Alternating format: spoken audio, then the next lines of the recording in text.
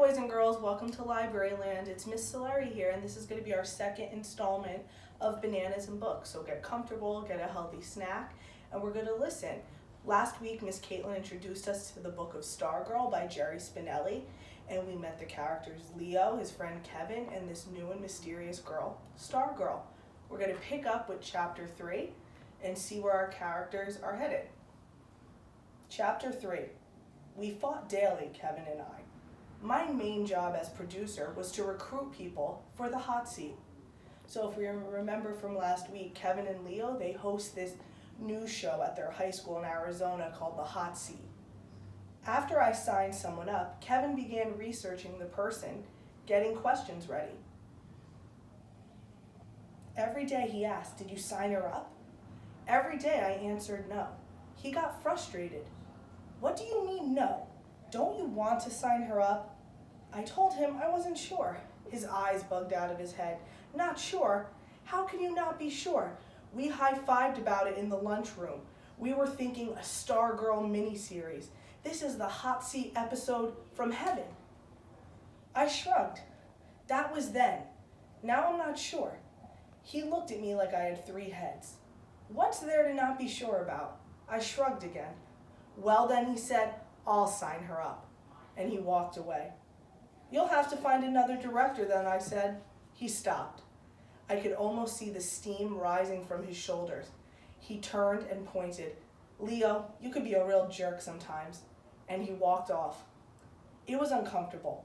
Kevin Quinlan and I usually agreed on everything.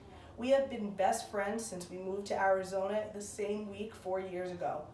We both thought the prickly pear cactuses looked like ping pong paddles. And we thought the saguaros looked like dinosaur mans. We both loved strawberry banana smoothies, and we both wanted to grow up and work in television. Kevin often said he wanted to be a sleazy talk show host, and he wasn't kidding. I wanted to be a sports anchor or a newscaster. We conceived Hot Seat together, and we even convinced the teachers to let us do it. It was an instant hit. It became the most popular thing in our high school. So why was I balking now? I didn't know. I had some vague feelings, but the only one I could identify was a warning. Leave Stargirl alone. In time, Hillary's hypothesis, so called by Kevin's nickname, about Stargirl's origins gave way to those theories. So if we remember from last week, Hillary is sort of this popular girl in school. She's really a gossip, and she wants to find out all about Stargirl, and we know Stargirl is really unique. She doesn't care what anyone thinks.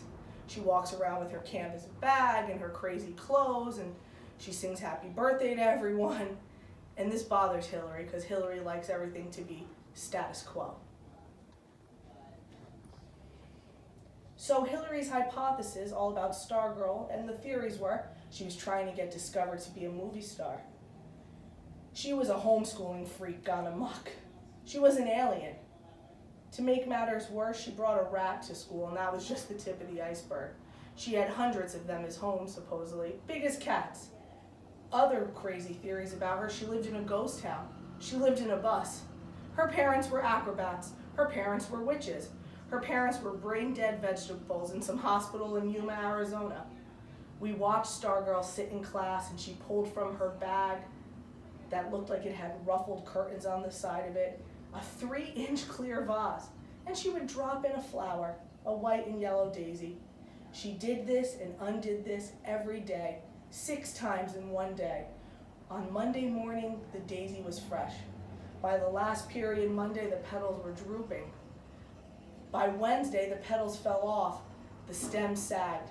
By Friday, the flower hung over the rim of the vase, its dead stump shedding the yellow dust. We joined her as Stargirl sang happy birthday in the lunchroom. We heard her greet us in the hallways and the classrooms, and we wondered how she knew our names and our birthdays. Her caught-in-the-headlight eyes gave her a look of astonishment and surprise, so that we found ourselves turning and looking back over our shoulders, wondering what we had missed that she was always looking at. Stargirl laughed when there was no joke. She danced when there was no music. She had no friends in our school, yet she was the friendliest person. In our classes, her answers often talked about seahorses and stars, but she did not know what a football was. She said in her house there was no television. She was elusive. She was today. She was tomorrow. She smelt like the cactus flower and had the shadow of an elf owl. We didn't know what to make of her. In our minds, we tried to pin her to a corkboard, almost like a butterfly, but we couldn't pin her. She flew away. So in that last paragraph we just read, I thought that was really powerful. It was saying how mysterious Stargirl is. That they were trying to capture her almost like a butterfly and hold her down, and they couldn't. And in high school, everyone wants to conform, right? Everyone wants to fit in. And here comes this girl, and she doesn't care that she fits in. She doesn't care that she's different. And the fact that she doesn't care is beginning to bother, it seems, a lot of people. Kevin wasn't the only one bothering us about the hot seat. Other kids came up to me every day, put her on the show. I lied. I said she was only a sophomore and you had to be at least in 11th grade to be on the hot seat. Meanwhile, I kept my distance. I observed her as if she were a bird in an aviary. One day I turned a corner and there she was coming right at me. Her long skirt softly rustling, looking straight at me, surrounding me with her big eyes. I turned and trotted off the other way. Seating myself in my next class, I felt warm. I wondered if my foolishness showed. Was I becoming goofy around her?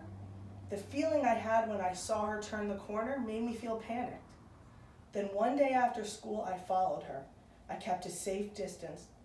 Since she was known not to take the bus, I expected our walk to be short. It wasn't. We trekked all over Micah, Arizona, past hundreds of stone and cactus front yards, through the shopping center, skirting the business park, which the city had put in 15 years before. At one point, she pulled a piece of paper from her bag. She consulted it. She seemed to be reading house numbers as she walked along. Abruptly, she turned up a driveway, went to the front door, and left something in the mailbox. I waited for her to move. I looked around. No one on the street.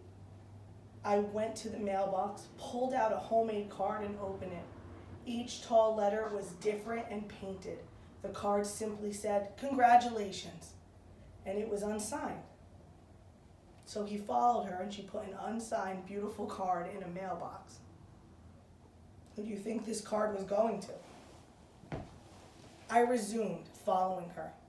Cars pulled into driveways. It was dinner time. My parents would wonder.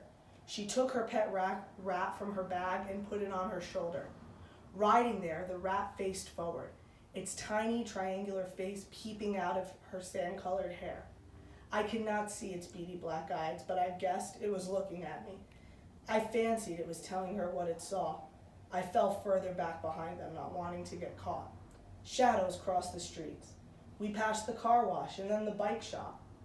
We passed the golf course, the biggest spread of green grass until the next golf course in the next town. We passed the Welcome to Micah sign. We began walking west. There was a highway and the desert and the mountains. I wish I brought my sunglasses. I didn't know she would be walking this much. After a while, she veered from the highway and I hesitated, then following. She walked directly into the setting sun, now a great orange perched atop the mountain crests. For a minute, the mountains were the same lavender as her skirt. With every step, the silence grew, as did my sense that she knew. She had known all along that she was being followed, or more, that she was leading me. She never looked back. She strummed her ukulele. She sang. I can no longer see her pet rat. I imagined it was dozing in the curtains of her hair. I imagined it was singing along. The sun lay down behind the mountains. Where was she going? In the gathering dusk, the cactuses flung shadows of giants across the earth. The air was cool on my face. The desert smelled of apples. I heard something. A coyote? A scorpion? I stopped. I watched her walk on. I stifled an impulse to call after her, to warn her about what I heard. But instead, I turned and walked, then ran back the other way away from her. So that's the end of chapter 3. And we see that Leo is following her to find out more about her, but she's still more of a mystery. She's traipsing all over Arizona, basically. Hi, everyone. Welcome back to Library Land. It's Miss Solari. This is Bananas and Books, and we are going to continue our book Stargirl by Jerry Spinelli. We finished chapter 3, and what we learned was that Leo was following Stargirl all over their town in Arizona, and that she is just still shrouded in mystery more than anything else. For anyone who didn't notice, maybe last time, as you can see, I'm reading from my e-reader or Kindle. So even though that the library is closed, we still have access to really great digital resources. You can go onto our website, abwplibrary.org, and you can download Hoopla or Libby and with your library card and get audiobooks and ebooks right to your device. So let's continue. Chapter 4. At Micah Area High School, Hillary Kimball was famous for 3 things: her mouth, the hoax, and Wayne Parr. Her mouth spoke for itself, most often to complain. The episode that became known as Hillary's hoax took place sophomore year when she tried out for cheerleading. Her face and hair and figure were right enough, and she surely had the mouth to make the squad. And then she stunned everyone by turning it down. She said she just wanted to prove that she could do it. She had no intention of yammering away and bouncing in front of empty bleachers, and that she hated sports. As for Wayne Parr, he was her boyfriend. Mouth-wise, he was her opposite. He seldom opened his. He didn't have to. All he had to do was appear. That was his job, appear. By both the girls' and the boys' standards, Wayne Parr was gorgeous. But he was more and less than his looks. In terms of achievement, Wayne Parr seemed to be nobody. He played on no sports teams, joined no organization, won no awards, and earned no A's. He was elected to nothing, honored for nothing, and yet, though I did not realize this till years later, he was Grand Marshal of our daily parades. We did not wake up in the morning and ask ourselves, what will Wayne Parr wear today? Or how will Wayne Parr act? At least not consciously, but on some level of awareness, that is exactly what we did. Wayne Parr did not go to football and basketball games. And by and large, neither did we.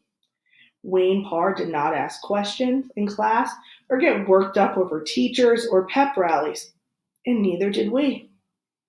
Wayne Parr did not care. Neither did we. Did Parr create us, or was he simply a reflection of us? I didn't know.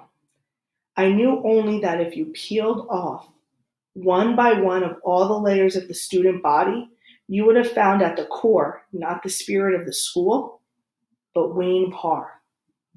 That's like really scary to think about because as we're learning about Wayne and his characteristics, he seems really apathetic and just that he doesn't care. And that's sort of the picture that Leo is painting us of his whole school, this kind of lackadaisical, non-caring attitude. That's why in sophomore year, I recruited Parr for the hot seat. Kevin was surprised. Why him? What has he ever done? What could I say? That Parr was a worthy subject precisely because he did nothing? Because he was so monumentally good at doing nothing?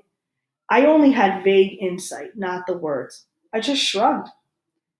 The highlight of the hot seat came when Kevin asked Parr who was his hero, his role model. It was one of Kevin's standard questions. Parr answered, GQ. In the control room, I did a double take. Was the sound working right? GQ, Kevin said dumbly. Gentleman's Quarterly, the magazine. Parr did not look at Kevin. He looked straight at the camera. He nodded smugly. He went on to say he wanted to be a male model. His ultimate ambition was to be on the cover of GQ. And right there, he posed for the camera. He had that disdainful model look down to a pat. And suddenly I could see it. the jaw square as the corner of the cover, the chiseled cheeks, the perfect teeth and hair. That, as I said, took place sophomore year. I thought then that Wayne Parr would always reign our grand marshal. How could I have known that he would soon be challenged by a freckle nosed homeschooler? And that's the end of chapter 4. Who is that freckle nosed homeschooler? Could it possibly be Stargirl? How is she going to challenge Wayne, this elusive, good looking boyfriend of Hillary? I can't wait to find out. Join us next week for Bananas and Books. Make sure to go to the library's website or Facebook and check out all our digital resources and virtual library land programs. This is Miss Solari signing off. Stay well. Bye-bye.